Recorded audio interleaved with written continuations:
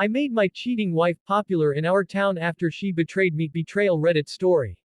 I never thought betrayal would come knocking at my door, not from the one person I trusted most. My wife, Hannah, and I had been married for 12 years.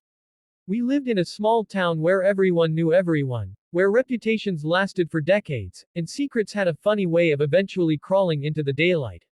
I thought our marriage was safe, strong, and built on love. But one ordinary afternoon, I discovered just how wrong I was. It began when I noticed subtle changes in her behavior. Hannah used to be the type who would curl up next to me on the couch, laughing at old movies and talking about her day. Slowly, that intimacy vanished. She guarded her phone like it was made of gold, stayed out later with vague excuses, and often criticized me in ways she never had before. At first, I blamed myself. Maybe I wasn't attentive enough, maybe I had gotten too comfortable. But deep down, my gut screamed at me that something was terribly off. The truth came out one evening when I accidentally grabbed her phone instead of mine. A text flashed across the screen. "Can't wait to see you tonight, gorgeous." He has no clue. My blood ran cold. My hands shook as I opened the thread and saw weeks worth of messages between Hannah and a man from our town. A local mechanic named Ryan, someone I had even shared beers with at the bar. The betrayal hit like a wrecking ball. It wasn't just the affair, it was the deception, the mockery behind my back, the way she let me play the fool while she laughed with him. That night, when she came home smelling of his cologne, I didn't confront her. Instead, I swallowed my rage and started planning. Because in a town like ours, people live and die by their reputation.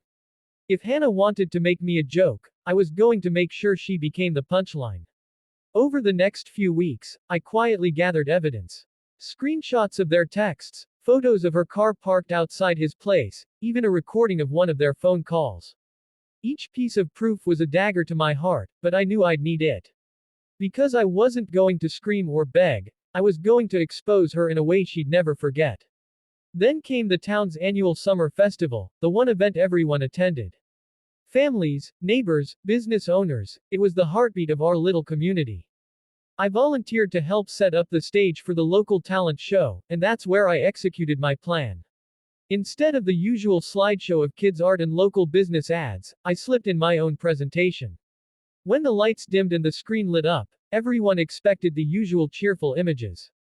Instead, up popped a text conversation. Hannah's words appeared in bold, her pet names for Ryan plastered on the screen for everyone to see. Gasps filled the crowd. People turned to look at her. She sat frozen in her chair, her face turning red as the messages kept rolling, followed by photos, her car at his shop late at night, her walking hand in hand with him when she thought no one was watching. The silence was deafening, followed by whispers that grew louder and louder. Hannah tried to run out, but by then, the damage was done. She wasn't just a cheating wife, she was the woman who humiliated her husband and thought she'd never be caught. I walked up on stage, looked out at the stunned crowd, and said, "This is what betrayal looks like. This is what happens when trust is broken." Then I calmly walked off. From that day on, Hannah was indeed popular, in the worst way possible. Her name was on everyone's lips, her affair the latest gossip that refused to die. The same people who once admired her couldn't look at her without shaking their heads. Ryan lost business at his shop, his reputation dragged down alongside hers. And me, I became the man who refused to be made a fool of. The divorce was swift. With all the evidence, she had no leg to stand on. I kept the house, most of our assets, and walked away with my dignity intact. Hannah, on the other hand, was forced to move into a small apartment at the edge of town. She couldn't even go grocery shopping without hearing the whispers. At first, I'll admit, my revenge was fueled by anger and pain. But over time, it became something else. It became closure. I didn't destroy her, I simply showed the truth. And in a town like ours, the truth is enough to burn down an entire reputation. The months that followed were difficult. There were lonely nights when I questioned if I'd gone too far, if maybe I should have just walked away quietly. But every time I saw her with her head hung low, I remembered how she laughed behind my back, how she made me feel like less of a man while she betrayed everything we built. I focused on rebuilding my life. I threw myself into my work, reconnected with old friends, and started picking up hobbies I had long forgotten. Slowly, I felt the weight lifting off my shoulders. And then one day, a kind woman named Claire walked into my life. She knew my story, everyone did, but she saw past it.